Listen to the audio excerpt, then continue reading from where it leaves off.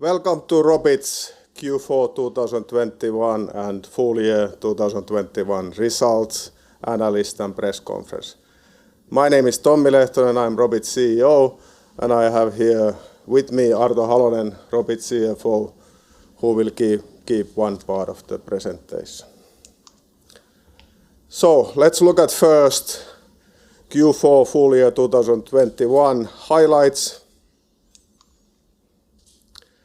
We had strong top-line development. We reached our internal key milestone, 100 million euros in net sales during 2021.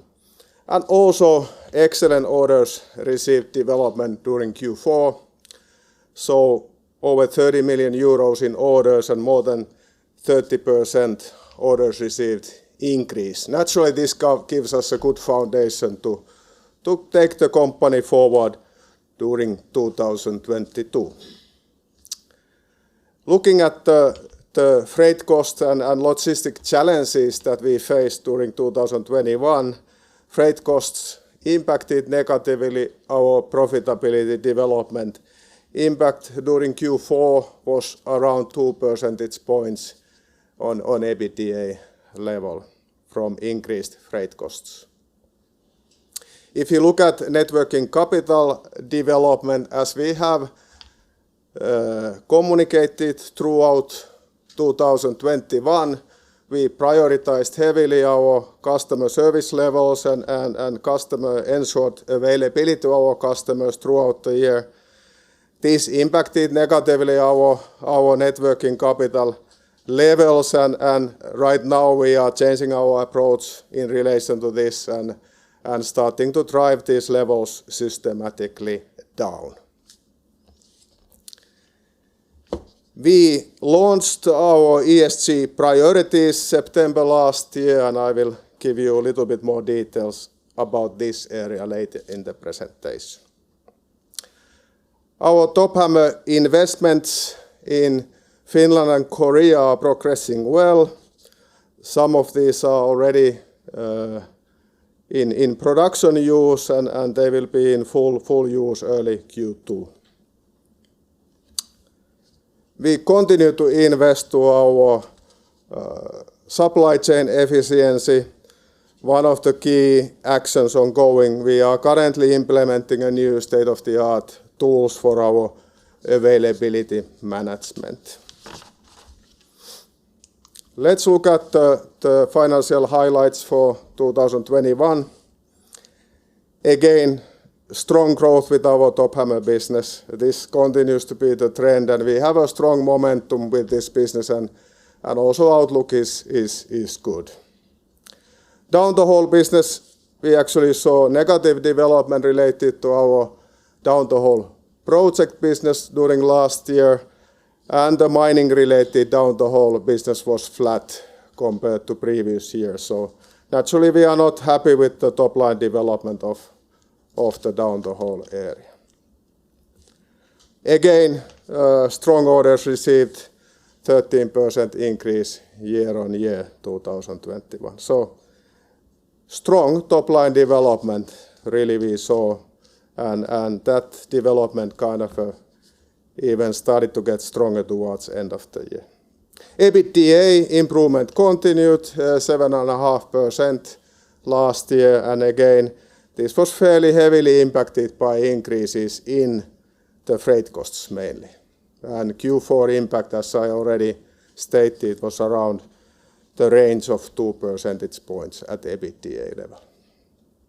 Cash flow was negative, 4.2 million, and naturally this was due to increases our inventories and receivables, and as I stated earlier, we are already taking actions to turn around this development. Equity ratio is 42.2, and Arto will give more details about our balance sheet in his part of the presentation. So, strong sales quarter to close the year. Again, really strong growth on top hammer business, 41%. Comparison period was a bit soft, but anyway, of course, this this is very strong growth for our top hammer business. Again, down the whole business, the same reasons I explained earlier for the full year for Q4, and we saw 6% decline in this area. Orders received 30% increase is of course a real milestone for us and shows kind of a strong growth trend and gives us a really good foundation for start of 2022. EBITDA during Q4 decreased to 6.3%. I highlighted that 2% impact from the freight costs year on year. Arto will give a bit more details. There are some items that are influencing the result, let's say comparability between the quarters. Cash flow more or less slightly negative due to our net working capital increases, where we are now taking strong actions to turn that trend around. Let's look at the sales development per region. Really a great performance from our Americas region, over 40% growth year on year. North America actually over 50% growth. Really, we are now seeing many of our growth initiatives starting to deliver results, and we expect this strong trend to continue. Americas is really a key focus area for us for future growth as well. EMEA, good growth, 13%. We continue to see strong performance in Nordics and South Africa that have been strong areas for Robit already earlier. Also Middle East, strong performance. And we start to see initial results from West Africa, from our new distribution partners in West Africa.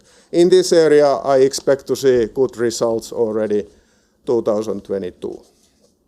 Australasia, fairly flat development and continues to be the area where we are focusing on turning the trend, and we are behind our ambition levels still in Australasia.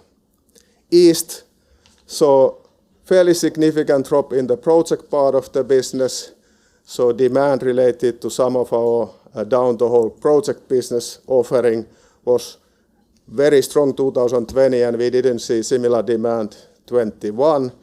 Drop is mainly related to that. Asia, we saw still first half some issues related to COVID restrictions, but in Asia the trend started to clearly improve towards end of the year. So kind of the trend in Asia is looking clearly better for 2022. As stated earlier, we launched our ESG initiatives during September, during our Capital Market Days. Your partner for sustainable tomorrow is the theme. We have 4 main areas that we concentrate on. Sustainable partnerships. In our business model, partners are really important for us. We work a lot with subcontractors and our distribution partners.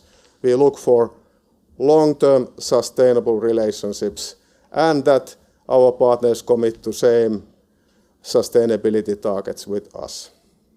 Of course, we focus on our direct CO2 emission reductions as a key target. Happy and healthy workplace, we want to be an excellent employer for our employees. And efficiency throughout the product life cycle. Here we focus on helping our customers to be more efficient with their processes. So these are the key focus areas for us. So here some results already for the areas that we launched September last year. So we have seen good progress with this partnership area, and big number of our partners has already formally committed to our sustainability targets. CO2 emissions, we are early stages of this process and continue to work there. Happy and healthy workplace.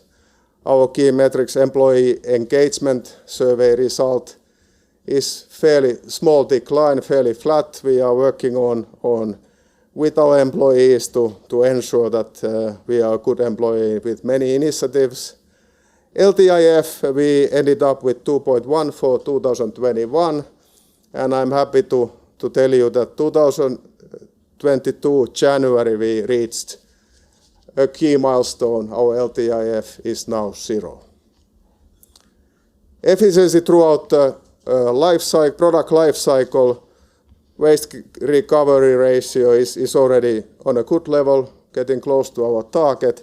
And then really a key area for us is this consultative sales training, where we train our people to train customers to operate more efficiently, which is impacting significantly the energy efficiency of our customers' operations. And we see really good development here, so we have recorded over 900 hours of sales training in this area. So now I move to Arto Halonen, who will give more details about our financials. Thank you, Tommi. So key financial really developed positively in 2021. We grew 10% and our EBITDA improved by 2.5 million euros in 2021. As Tommi mentioned, Q4 net sales grew 11% and in fixed currencies 9%. The EBITDA was negatively impacted by the increases in the raw material and the logistics costs, and all in all declined from the Q4 2020 by 19.6%. However, it's worth noting that in Q4 2020 we had a positive 0.5 million euro impact on the EBITDA from a remission of an R&D loan that we communicated already when the results were published for last year or the 2020. So that affects a bit the comparability here. EBITDA for the Q4 was positive 1.2% and the full year was 2.1% positive EBITDA. All in all, the result for the full year 2021 was positive, and we are very pleased in that it was the first positive results since 2016, so clearly a kind of a year of a turnaround in that respect as well.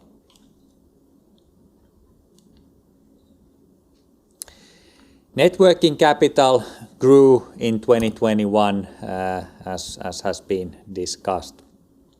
8.7 million of the increase came from inventories, and it was affected on our decisions to focus on availability, prioritize good customer service levels, but also the logistics challenges in the world market.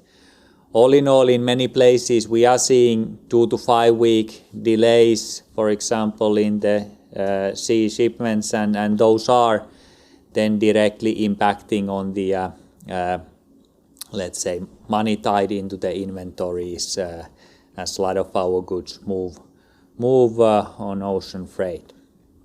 Receivables increased to 25.3 million euros as a result of strong sales, especially towards the end of the year.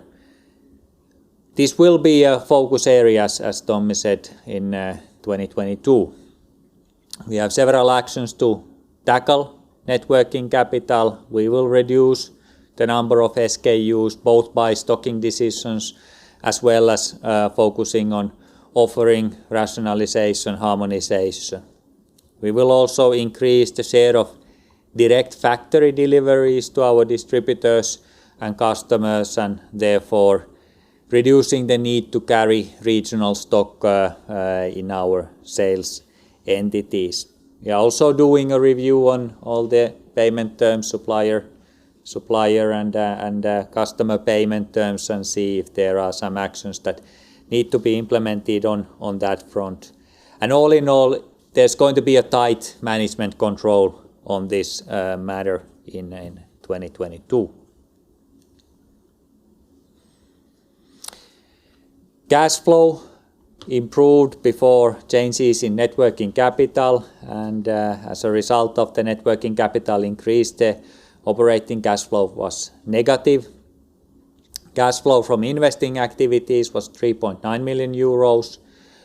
All in all, if we factor in also those investments that we finance with financing leases, our investments last year were 5.9 million euros, and as being communicated, focused on increasing primarily our top hammer capacity in the Finland and Korea factories, and all of the investments will be commissioned during this quarter one, and some of the capacity already was ramped up in the quarter four.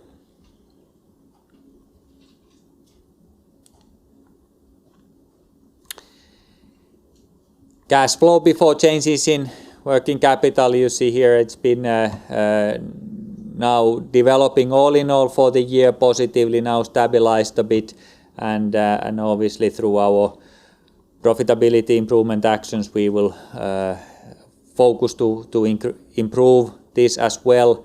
The rolling 12 months cash flow from operating activities turned negative now that the strong quarter 4 2020 dropped out of this, so clearly a focus area for us in this year on the net working capital side.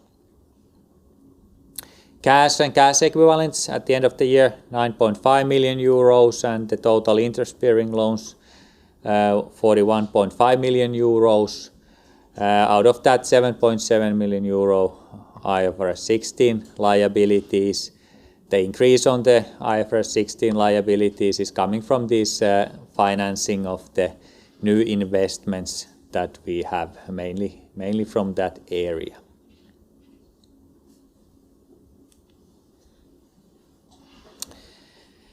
Net debt increased to 32 million euros. The investments that were primarily, geared towards the latter part of the year impacted on that, as well as the cash flow development impacting on the growth in the net debt equity ratio 42.2%, as Tommi mentioned earlier. All in all, loans from financial institutions is 30.4 million euros. As we have communicated already during 2021, we signed new financial agreement in June for 30 million euros. Out of that, we have still 3.5 million euros that remains to be raised at later stages. We have loan amortization biannually 1.5 million euros, and then we made also in December 2021 we made a amortization of 1.5 million euros.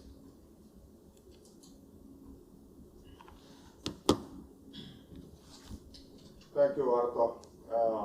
Let's look at outlook and bit forward. So, as a reminder, our Robit's long-term financial targets, 15% organic growth and 13% EBITDA. At the bottom there you can see our track record, which we are steadily developing towards our targets. So 2021, 10% growth and a 7.5% EBITDA.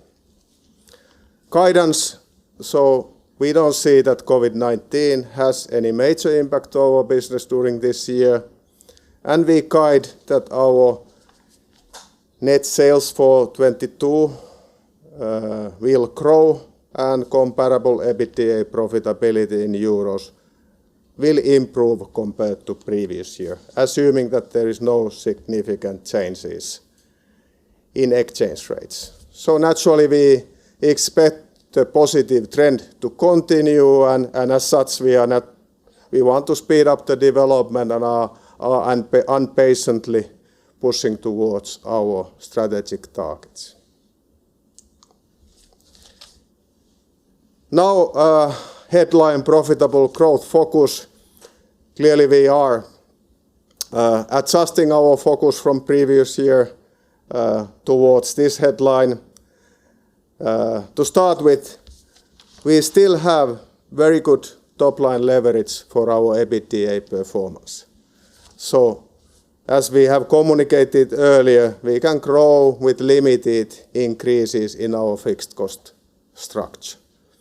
And actually, if you look at our track record on this area, you can see that our productivity metrics in this area has continued to trend towards positive direction and continue to do so. Naturally, the sales development is key to us, and we are positive that we see growth again during this year. We have done price increases. Our target is that the price increases will mitigate the impacts from material cost inflation. So we did first round of price increases during mid last year. We did a second round end of this year, and we continue to do kind of a one-off changes in the areas where we see need for improvement continuously. So price increase focus is very strong at the moment. Again, we have communicated our initiatives related to sourcing from cost competitive countries and improving our competitiveness with more competitive material sources moving forward. This initiative is moving ahead, and we expect to see around 2% positive EBITDA impact from these actions during this year. As stated multiple times, this is a year of taking a very strict approach related to our net working capital levels, and we target maximum 40% net working capital level in relation to net sales. There are several actions ongoing related to this area. I'd like to highlight a few of those. Of course, debottlenecking our supply chain related to Top Hammer will help us to reduce inventory levels. When we get the lead times to our target levels, it will allow us to lower inventory levels. As Arto already mentioned, we have strong initiatives to narrow down our active offering. So all of our businesses are already moving ahead with offering rationalization programs that will reduce the number of stockable items that we carry. Also, additionally, we have very strict controls and targets for Robit entities for this year, where we are driving per entity receivables and inventories towards our targets. So we will drive the net working capital levels clearly down in relation to net sales this year. ESG initiatives, they are already part of our daily lives and decision making, and continue to develop this part. We are really happy that our employees are engaged with these initiatives and actively participating to improve this area of Robit. So as a summary, we have good top-line development. Always good growth gives you a good environment to continue to develop the company towards the strategic targets, and with focus on clear initiatives to drive relative performance towards our targets, and this year at the same time with tight net working capital control driving positive cash flow, we will take another step towards our long-term targets. And now it's time to move to the questions and answers part of our event, and please go ahead. Hi, it's Erkki from Inderes. A couple of questions from me. First, about your materials and services was 67% of sales in Q4. It's normally around 64 or 65. Can you tell us what was the division between the material cost impact and the freight cost impact in there? Arto, will you take that?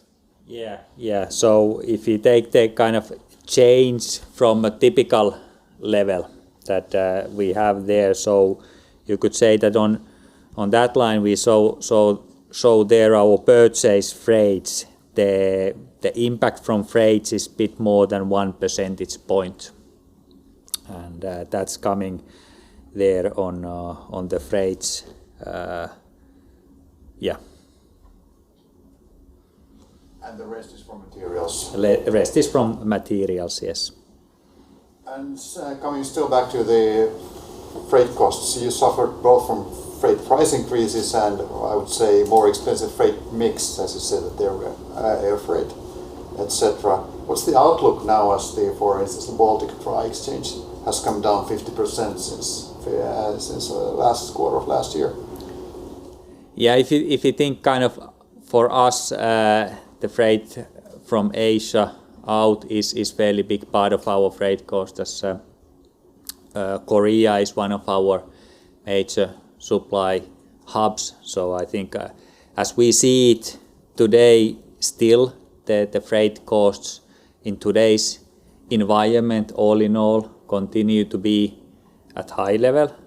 But as said, we have operational actions that we can implement and we can impact on regardless of what is the general market level.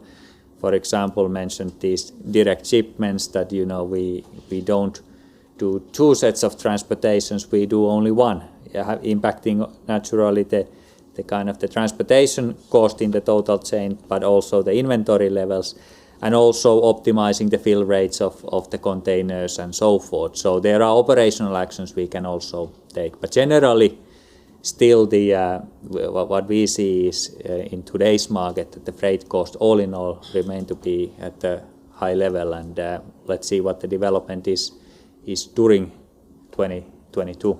And I'd like to add that we see still that during Q1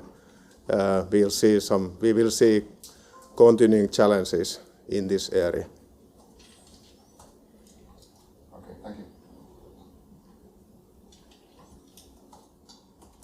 I can take next one. Nico Rollins from Inderes SEB. Your top hammer growth was really good during this quarter. So is it driven by new distribution contracts, or did you have any individual clients that affected it a lot? Yeah, I mean it's coming from many locations. It's a combination of many things, but I would say the main driver of our top hammer business last year and during last few years actually have been mining industry and underground mining. Some of these contracts have been won directly by Robit and some together with our distribution partners. So it's a combination of things, and these contracts we are winning really globally from all over the world. So I cannot pinpoint one specific country. So overall we are really happy with the top hammer business development, which we see that it will continue strong also this year. Okay, great, thank you. Then another question on the down the hall segment. So what is the outlook for this segment for the next year? Do you have any high individual projects in the comparable numbers for next year? And what is your target level for next year? Yeah, naturally we are working hard to really drive this business also towards double-digit growth numbers and towards our strategic growth targets, and certainly we are committed to that. If you talk about the project part of business that has some natural fluctuation, we see that the year outlook is decent in that area, that we see fairly positive demand on that project down the whole construction related project business. Okay, thank you. And then last from me. So could you open up a little bit more on the net working capital increase? So how much did it come from increasing the buffers to service your client and manage the supply chain issues? and how much from all the other actions? I would say there was a major impact from what Arto described earlier, that when the ocean sea freights lead times, are 2 to 4 weeks longer, basically already you can calculate mathematically the impact almost from Top Hammer that development had. At the same time, yes, we had more buffers basically in every stage of the funnel because of the supply chain constraints. So there was more safety buffers at the sales entities and so on when the lead times for logistics were uncertain. Now we maybe start to learn more of the ways how to manage this situation and can optimize those levels better. Yes, thank you.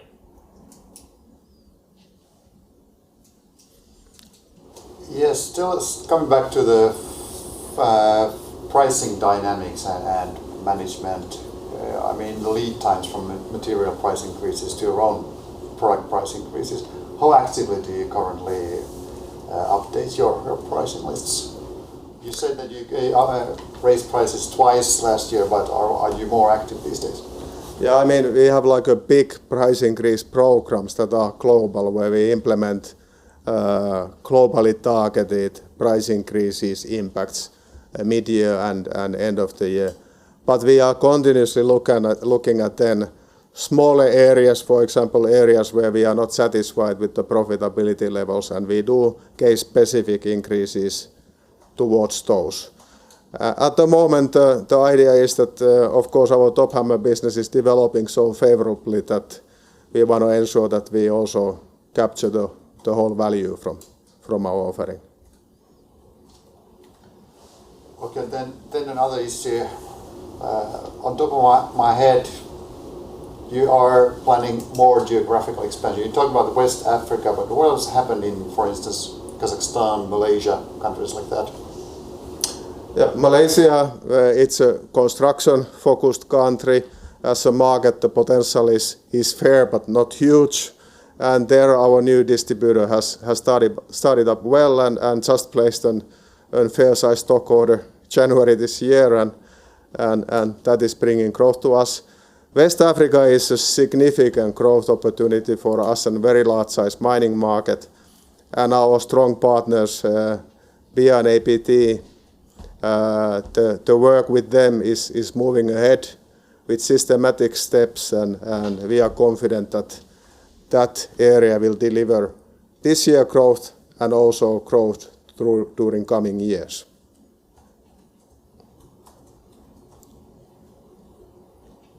Kazakhstan, sorry. Yeah, you were mentioning.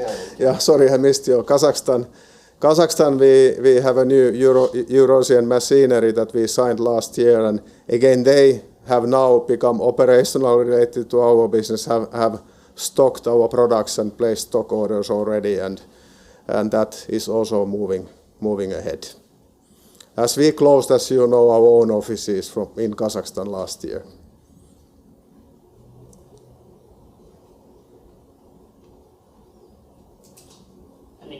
From SEB, I can take one more question then. So could you remind us how much investment needs do you have for the next 2 coming years? Yeah, Arto, would you take that? Yeah, generally we say that investments needs for this year, for next year, they will be lower than our depreciation. So I think what we saw now this year, or last year, sorry, 2021, I think that is a notch higher than we expect to see this year and 2023. Okay, thanks. And then just a housekeeping question. You talk about the competitive sourcing that is moving ahead. Did you say that you expect 2 percentage points EBITDA margin impact in 2022? Yes, targeting that level in savings impact. Yes, I stated so. Yeah. Sounds pretty good.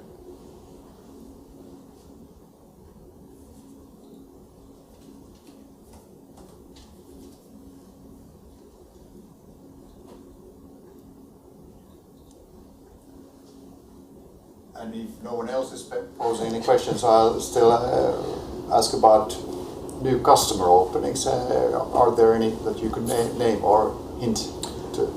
Yeah, I don't want to name customer names, specific names, but obviously, you know, it's a continuous process for us, and our sales funnel remains at a good level, and we have good customer project activity, and we expect the kind of the momentum to continue. Of course, we are working hard to really turn this down the whole trend around, and we have specific actions related to that, and of course our expectation is that we see that trend changing already this year.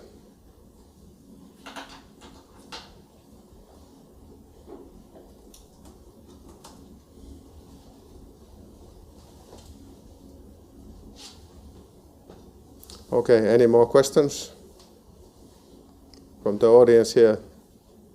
Okay, thank you all. Thank you for the participation, and see you again when we come out with our Q1 results.